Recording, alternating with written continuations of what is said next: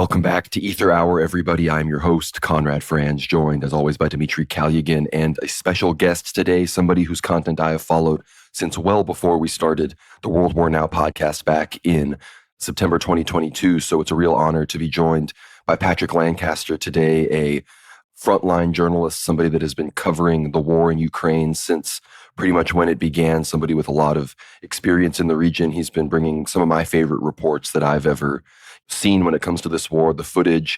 He has an amazing interview with some monastics in the past that I have posted extensively about. So he's somebody whose content I am very grateful for and whose work I definitely, help integrate into my analysis here on World War Now. So we're great to be joined by him. Before I ask him to introduce himself, Dmitry, how are you doing? Doing amazing, Conrad, and I am very thrilled and honored to be here right now. No, it's great to have you with me here. And Patrick, without any further ado, for anyone in my audience that perhaps isn't familiar with your intrepid work, feel free to introduce yourself, explain how you, as an American, got involved in covering this conflict and just any background that you might want people to know about. Of course, all of your socials, your Substack, and your YouTube, all of that is linked down below. So be sure to check those out if anybody's interested. But thank you for joining us, Patrick Lancaster. All right. Well, thank you very much, Conrad and Dmitry, for having me. I really appreciate the invitation. It's always good to join forces with new friends or old friends to kind of help get the information out to the world that they're not seeing in other places, especially the mainstream media. And yeah, you summed up pretty nicely some of my work. I've been covering the Ukraine war since the beginning. When I say the beginning, I don't mean 2022, I mean 2014, when the real start of the war started after the events in Maidan removed the democratically elected president of Ukraine, and did that without the will of the people in the West, in the predominantly ethnic Russian areas. And these people wanted to they viewed their Ukraine as dead. The ones that used to be patriots for Ukraine weren't anymore because they didn't feel their Ukraine existed. And they, in 2014, had a referendum to break away from Ukraine, where the vast majority of the population in Donetsk and Lugansk regions voted to break away from Ukraine with the hope of joining Russia, like Crimea was able to rejoin Russia. And I say rejoin because what many people don't understand is Crimea was part of Russia before 1956. And, anybody born before 1956 in Crimea was born in Russia. So they really viewed it as going home to Russia. And I originally went to Crimea to see what was happening for myself. I wasn't big in the politics between Ukraine and Russia. All I knew of Russia was what I learned being in the U.S. Navy for 5 years.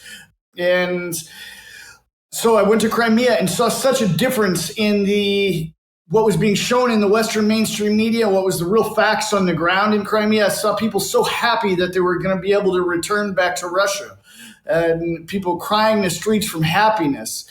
And I, at that point, realized I needed to do something.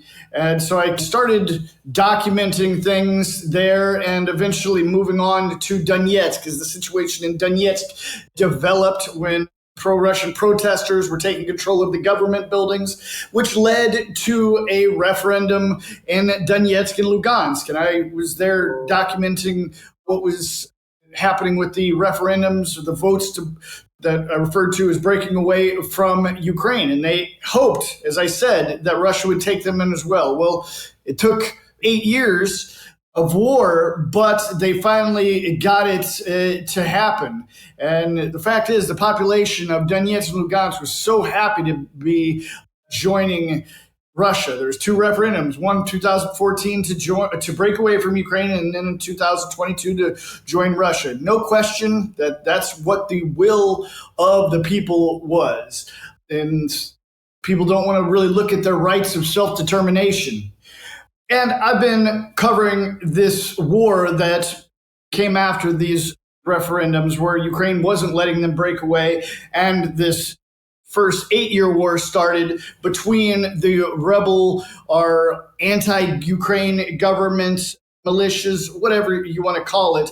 And basically an 8-year civil war was covering all the indiscriminate shelling by Ukrainian forces into civilian areas in these areas, and putting the majority of my reports on my YouTube channel. As you said, the links for my YouTube channel is in the description, and you can just search on YouTube for Patrick Lancaster, and it'll be right there at the top. But I've got over archive of over 2,000 reports from my time in this almost 11-year war now, and both military frontline reports, civilian reports, the effect of the war on the civilians.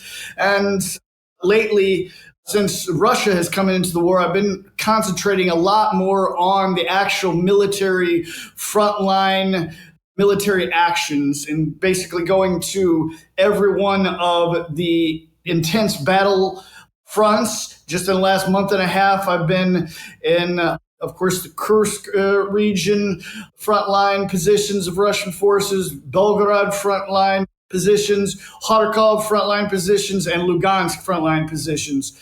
And as we know, things are really starting to develop in Kursk again, and it seems like Ukraine might be pushed out of Kursk very fast. So I'm going to be going back there to document in person for the third time what's actually happening on the ground in Kursk. And all this is not only going to be on my YouTube channel where my big reports go, but also on my Substack where deep dive articles, extra videos, and much, much more goes. So if they want to get the most out of my journalism, they've of course got to subscribe to my YouTube, and then of course get a free subscription on Substack. It's really where the majority of my journalism goes. So they have to get on my Substack as well. But we're going to be covering exactly what's happening as I've been doing for the last 11 years on the ground in Kursk. That's amazing, Patrick. And definitely for anyone interested in Patrick's work, and I think you especially will be after you listen to this full episode, definitely check out his Substack, check out his YouTube channel and all the other content that he produces, because frontline footage is really hard to come by, especially when it comes from a more or less unbiased source, which isn't, again, filtered in with all the fake news that you see in Western media. I think that's super important, especially in today's day and age when literally misinformation is part of the info war, to be honest. Like, it's one of the battlefronts, I think. And most importantly, Patrick, from what we've seen, this debacle in Kursk, how would you necessarily describe it? Because it's probably the first time when Ukraine has successfully, or, it had, I suppose, relative success, but Ukraine seems to have wanted to achieve some sort of bargaining chip, perhaps some leverage over Russia prior to the so-called peace talks that would eventually come about. And it does seem like their operation in Kursk failed to sort of achieve any of those ends. For example, they failed to take the Kursk nuclear power plant. They've only taken Sudzha, which has some sort of gas significance, but it's nothing that will really put a dent in the Russian economy whatsoever. So at the moment, the entire Kursk operation from Ukraine appeared to be just an act of demoralizing the Russian civilian population. Clearly, like, we've heard about all the atrocities that were committed from your sources as well as other journalists on the front lines, and as well as the civilians and Russian conscripts which were taken prisoner by the Ukrainians. And we know the Ukrainians mistreat their prisoners quite severely in these concentration camps that they have on their own territory. So how would you describe the entire Kursk debacle? Because it seems to soon, hopefully, be coming to its end and conclusion. And the Russians are, in fact, surrounding Sudzha is being constricted. And once the Ukrainians are gone, I think we're going to need to somehow summarize this entire operation, I think, for the audiences. So how would you maybe describe the entire Kursk debacle in your own words as a journalist? Yeah, it's quite a debacle, it's, depending on the time frame on both sides, because no one really expected Ukraine to be able to come over the border into Kursk and take control of so much territory so fast, of internationally recognized Russian territory. I mean, it's what people might not fully understand when they just, look into this. But Kursk is not a disputed zone. It's pre-2022 internationally recognized Russia.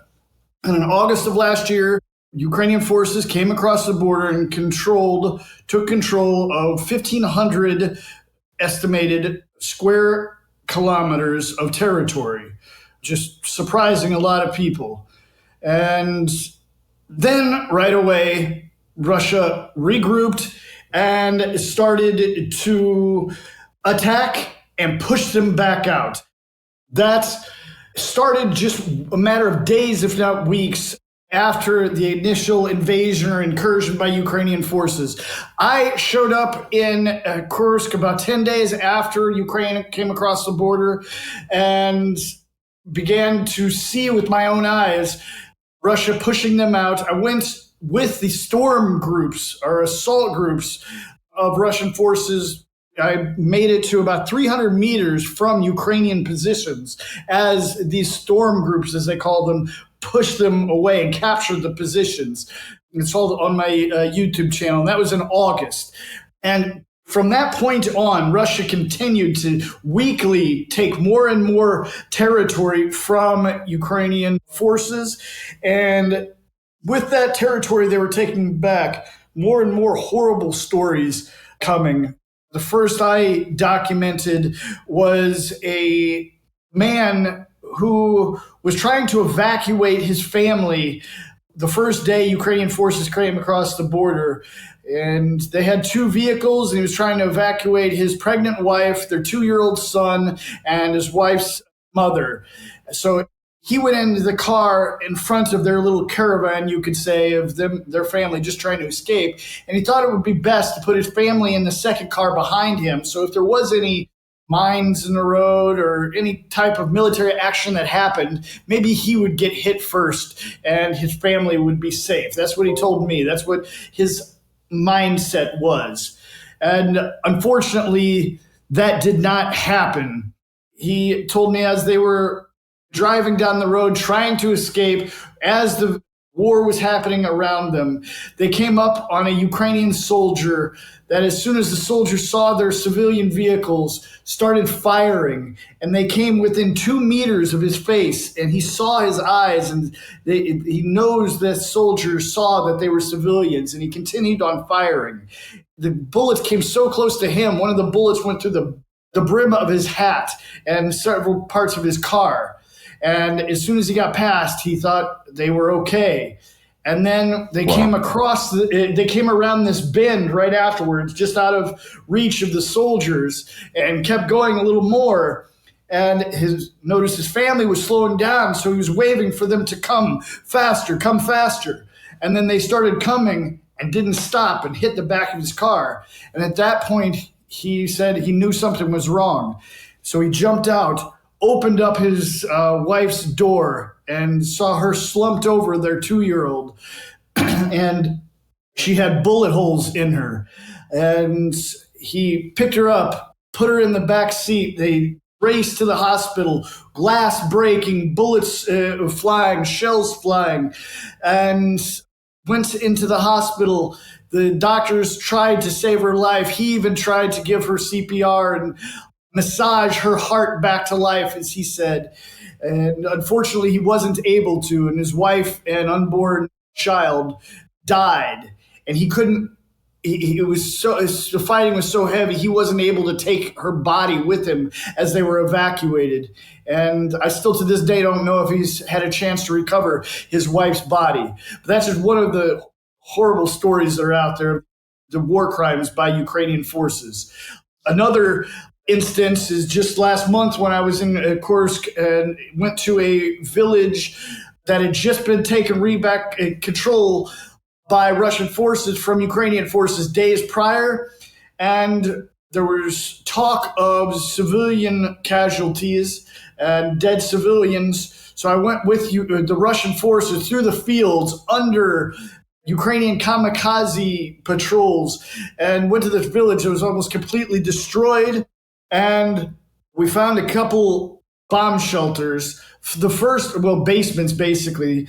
The first one was a basement with 2 what appeared to be males with their hands tied, dead.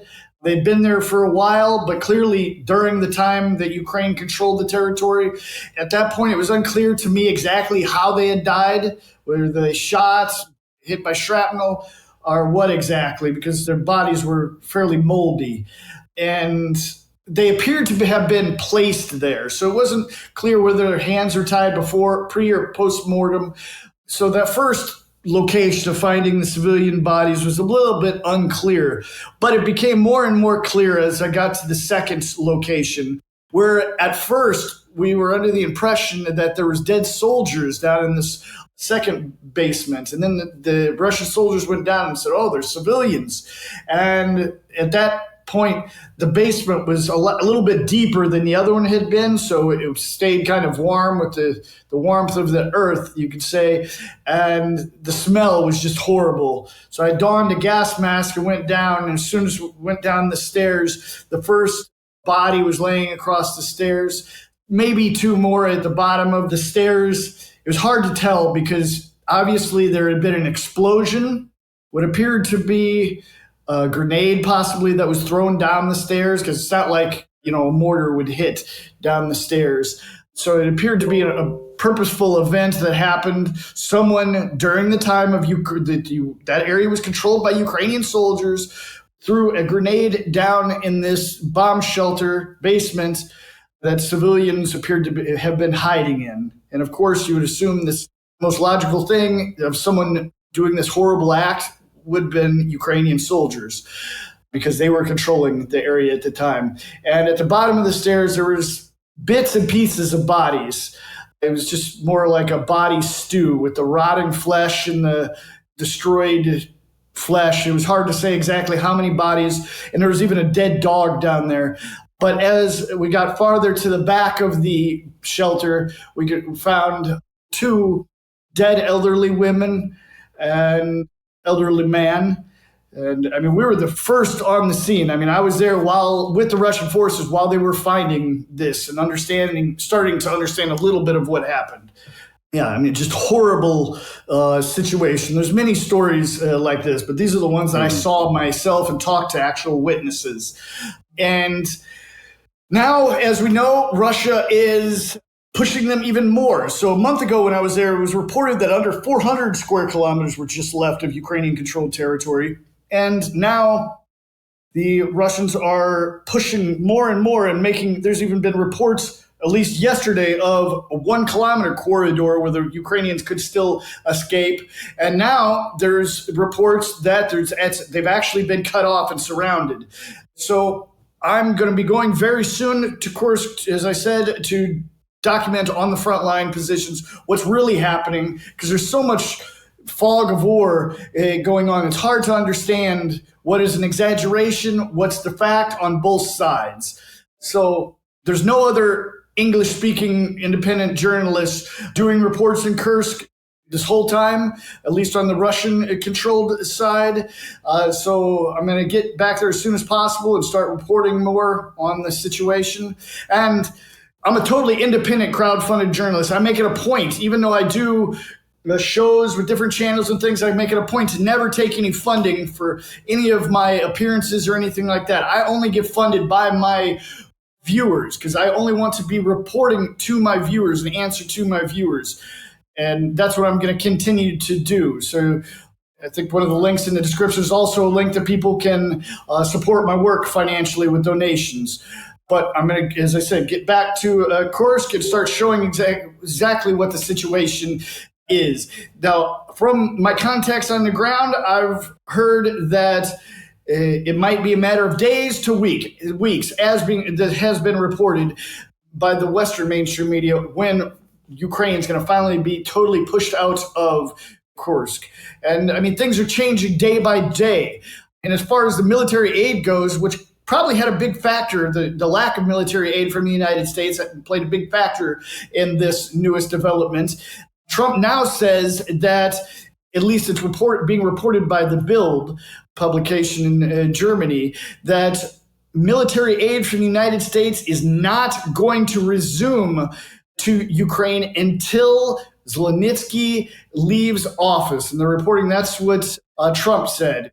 While Zelensky is the president of Ukraine, there's going to be no more U.S. aid to Ukraine. So that says a lot.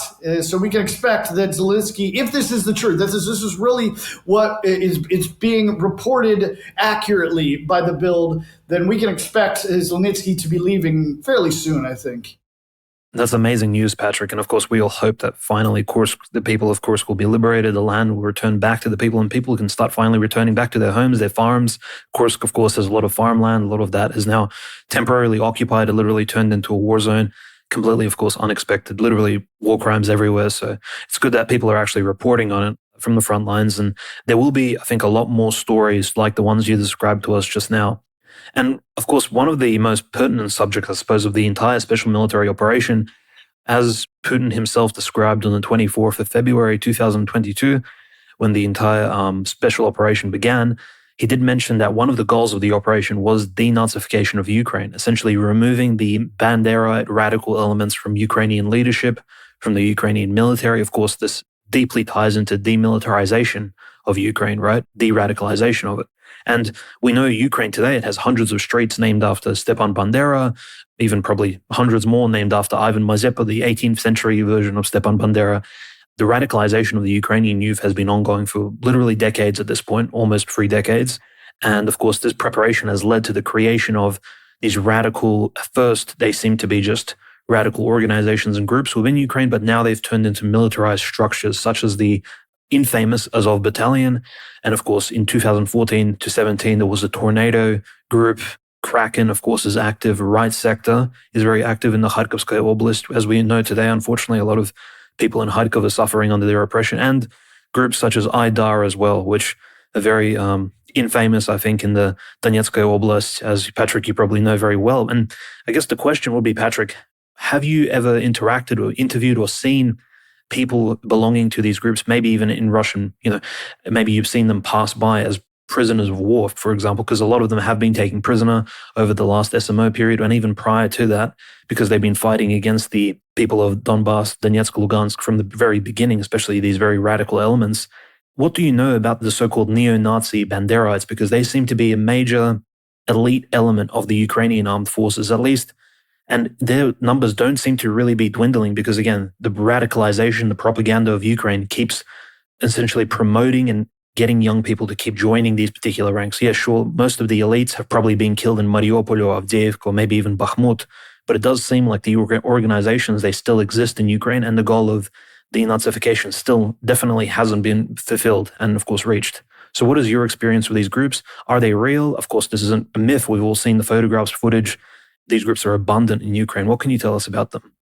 Well, I like most of the time when I'm talking about things, reporting things, as far as what I've seen. So I don't interact much with actual people on the Ukrainian side and Ukrainian soldiers, and I make it a point not to make a spectacle of prisoners of war because it is against the Geneva Convention.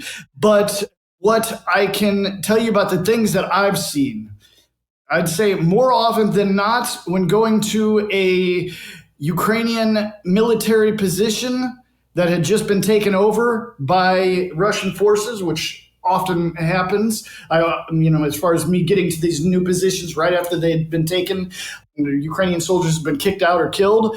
I have documented and found many Nazi symbols and other Nazi propaganda. And I mean, this all goes for everything, everywhere from Kursk to Mariupol, in the catacombs of Mariupol.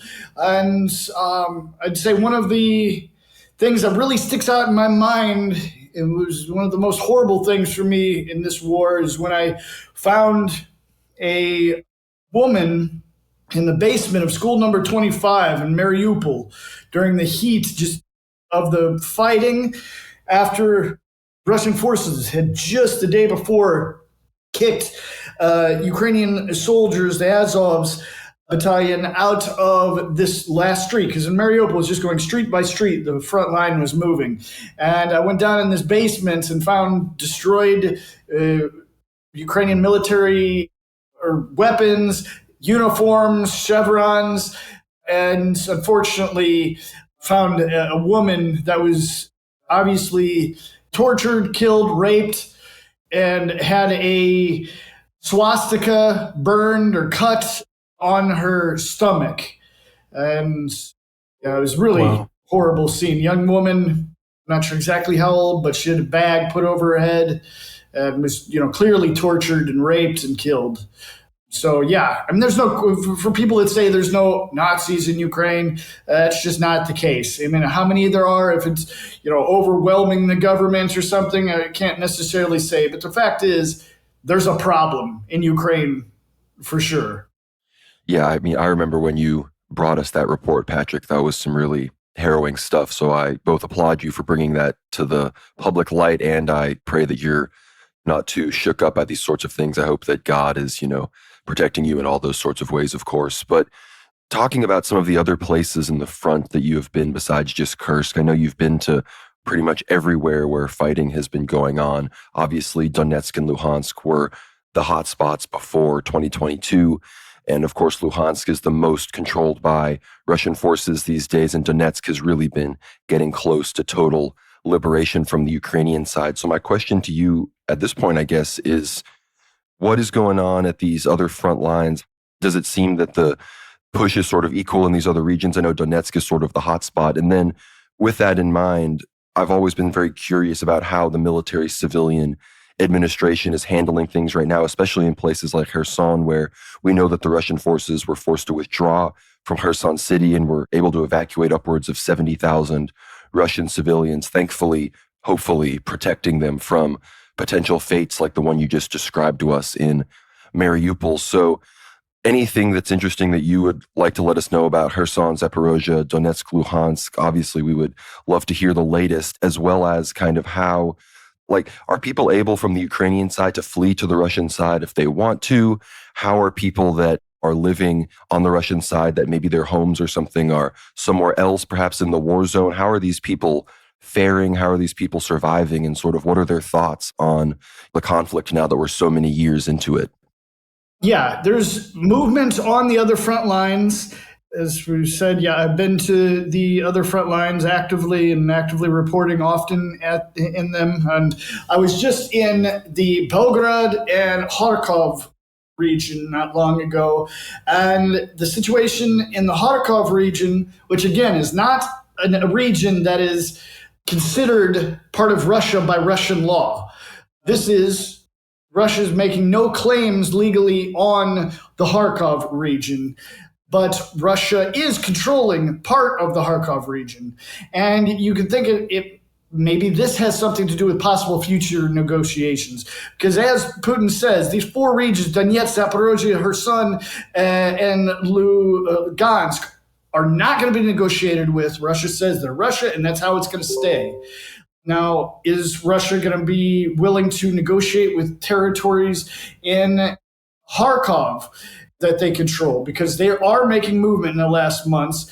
Since the beginning of the year, Russia has pushed across the Oskol River with small boats and amphibious attacks and put up firing positions on the other bank of the Oksol, the north bank of the Oksol River, and slowly moving farther into the Kharkov region. As far as other movements, we have the Sumy region, where just in the last weeks, Russia has started to make a foothold. Now, this is a reaction, you could say, are part of the Kursk operation.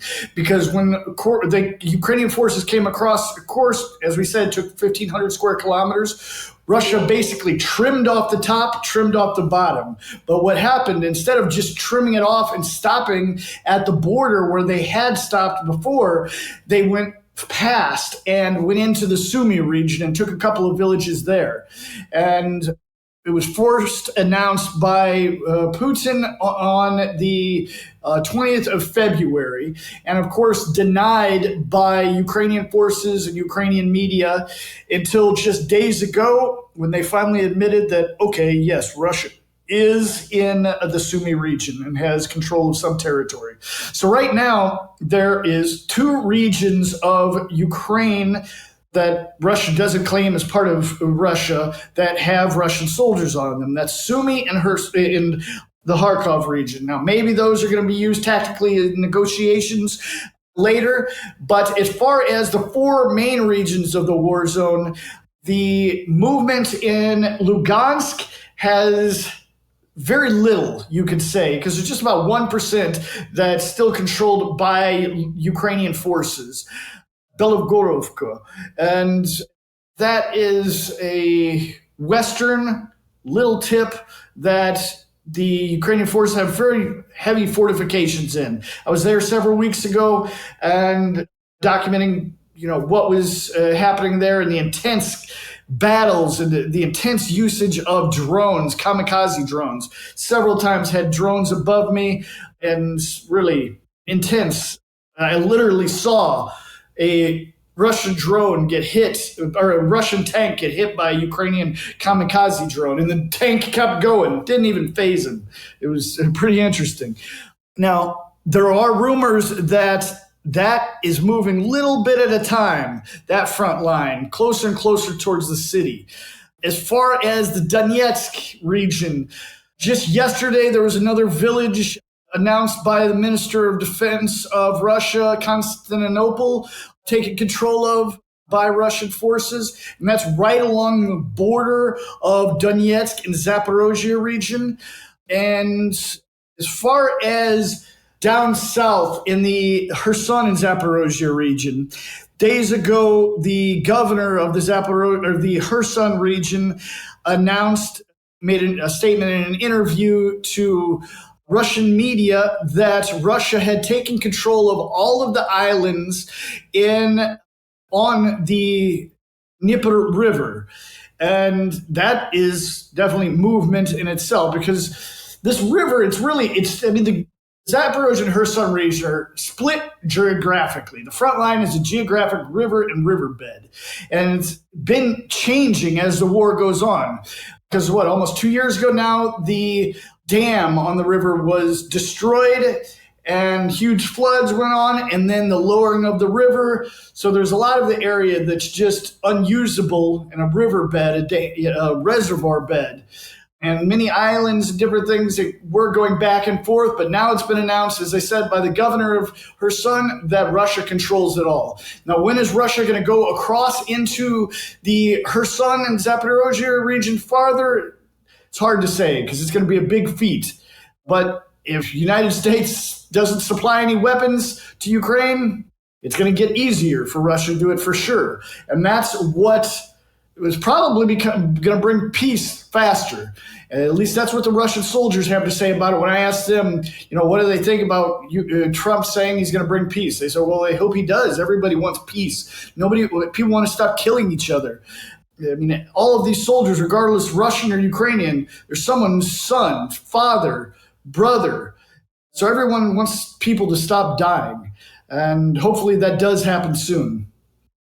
I completely agree. And of course, obviously, stopping the infinite flow of weapons from the West is going to be a key aspect of stopping this from happening. But thank you for that rundown, Patrick. I guess one question I want to ask, and no worries if you don't have extensive details, but one of my favorite reports that you ever brought us was, I believe it was Father Zakhar at a monastery in Melitopol, closer to the beginning of the special military operation, when you interviewed him, and he gave some very, I think, poignant thoughts on Russian civilization, as well as, the nature of war and worldwide conflict and the powers that be from a sort of spiritual perspective. And of course, for those that have been following the war for a long time, they know that, for example, the Svyatogorsk monastery, which if you're watching this interview on YouTube, that is the pixel art that you are looking at, is a representation of the Svyatogorsk monastery.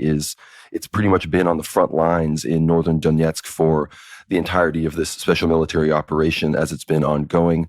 Of course, there are many monasteries in Luhansk, in Zaporozhye, in Kherson as well. And of course, we remember in the earlier days of the SMO as well, the Ukrainians deliberately shelled the cathedral in Donetsk, a number of other churches in Donetsk. So Patrick, I was going to ask, as somebody who has been, all over these areas, observing, of course, these are very Orthodox countries, I'm sure you've seen more church ruins than anybody, would like to in their life. But have you noticed if there's been, how are the Orthodox people of these places responding religiously? Have you noticed any specific, increase perhaps in piety of people compared to even other places in Russia, perhaps, that you've been? I've heard, we're great friends with Andrei Afanasyev, and he has told us some amazing stories about people converting, big baptisms occurring in some of these battalions on the front lines, a lot of Orthodox symbolism. I would love to hear your thoughts on, anything going on in the more church world, as of course, one of the big things we cover on our show is the schism. Of course, the Western-backed, ecumenical patriarch-backed schismatic groups in Ukraine are,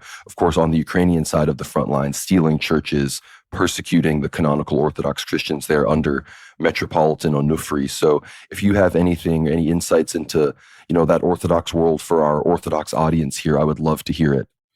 I mean, one thing, that's pretty stands out the most is even when some of these churches get shelled, it doesn't stop the people from coming to worship. Even I've been in many that, are very they have many holes from shelling in them. And a different kind of holy for sure, but yes, maybe. yes, for sure. And people are still there worshiping. And just the other day, I put out a report on my Substack of Russian Orthodox priests going to the soldiers before they go out to battle and blessing them and their equipment. And yeah, I mean, religion plays a big role here in the war for sure. And it helps people to deal with the day-to-day life of living in a war zone. And there's always priests on the front line, not always, but often. And yeah, it plays a big role. That's amazing, Patrick. And one of the questions I had, I suppose, on a more maybe darker subject, we've heard of a lot of Western private military contractors, and sometimes individuals, sometimes groups of former soldiers, maybe veterans. Some are described by, especially those in the Russian media, as extremely delusional or perhaps even malicious, literally seeking to hunt human beings on the front lines. They simply want to travel to an active war zone in order to kill people as sport. But we have been hearing about Western mercenaries fighting in Ukraine from the very beginning of the war. And frankly, there were even news reports from 2014 that there were Western mercenaries traveling to Novorossiya in order to, again, kill so-called rebels, right, from the very beginning. So now, 10 years later, it's most definitely happening.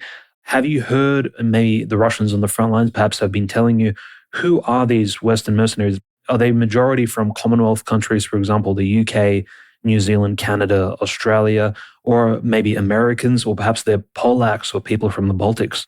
It's a very curious subject because there are even media reports. You do see some of their posts on Instagram, these people from radical backgrounds traveling to Ukraine in order to essentially die in the trenches with Zelensky. Very strange goals. And most of these people appear to be fairly healthy Europeans, but very somewhat spiritually, perhaps even intellectually deranged in order to travel so far just to participate in a war which doesn't relate to them whatsoever. So it is a very big concern, I think, for anyone in the world today, because, again, to shed blood for no good reason is, of course, I think, a huge sin for basically any religious person. But what are your thoughts about that? And what have you heard about the mercenaries fighting against Russia on the Ukrainian side?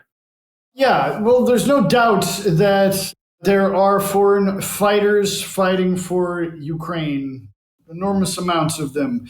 I've talked to Russian soldiers who said they've not necessarily come face to face, but they've literally heard each other through the walls of this urban combat battlegrounds. And they told me that they know for sure there was Polish mercenaries, French mercenaries. I mean, we know UK. Was just a UK soldier that was sentenced to 19 years in jail by Russian government for fighting in Kursk. And, he's not the first British mercenary. There's been several. I mean, this is an ongoing thing, as you said. Yeah, and there's not only foreign fighters fighting on the Ukraine side. There's also foreign fighters fighting on the Russian side. I myself have interviewed and or met fighters from the United States, from the UK, France, Italy, and more fighting for Russia, even Japan. A man who was a Japanese special forces before and now is with Russian special forces. And, of course, there's a lot less fighting for Russia than there are Western volunteers or mercenaries, whatever you want to call them, fighting for Ukraine. And many of them are dying. And I think it's something that's going to continue until peace comes, for sure. Thank you so much for listening to the free preview of this incredible Ether Hour interview with Patrick Lancaster. If you get behind the paywall, you will not only be supporting the show and everything we do here at World War Now, but you'll hear the rest of our incredible conversation. We discuss the truth behind what happened to the Malaysian Airlines flight shot down over Donbass. We discuss the Bucha massacre, what's going on in Armenia, Azerbaijan, and Georgia, as Patrick has had extensive journalistic experience there. We also get a deep dive from him on drone warfare in Ukraine and some insane encounters that he has had, coming within just inches of death, interacting with some of these Ukrainian drones. We, of course, also talk about some other civilian military infrastructure issues and even more frontline news. So thank you all so much for listening, and we will see you on the other side. God bless.